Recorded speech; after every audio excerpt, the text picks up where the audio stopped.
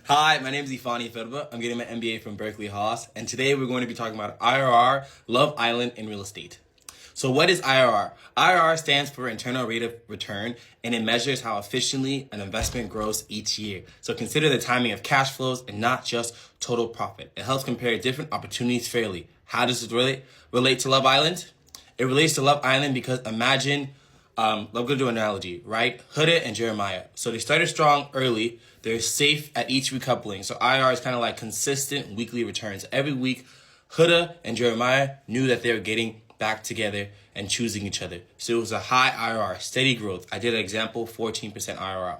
Versus Huda and Chris. So originally, Chris wanted Shelly, but Shelly not wanting back, so he decided to match with Huda.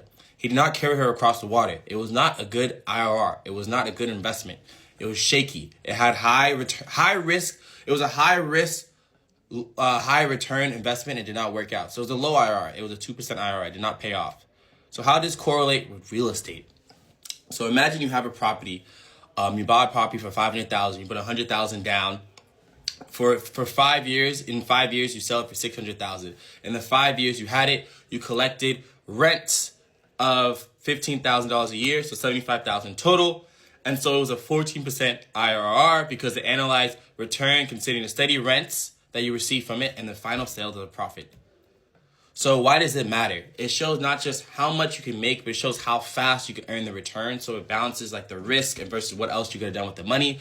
So with companies or with companies, it helps decide between safe, steady option versus risky bets and putting them in all one consistent numbers. And in Love Island, how it relates to Love Island, it's like how couples choose each other week to week. So you always want to pick a safe, consistent option. And that is how I'm combining real estate, my MBA, and Love Island. All right, see y'all for episode 2.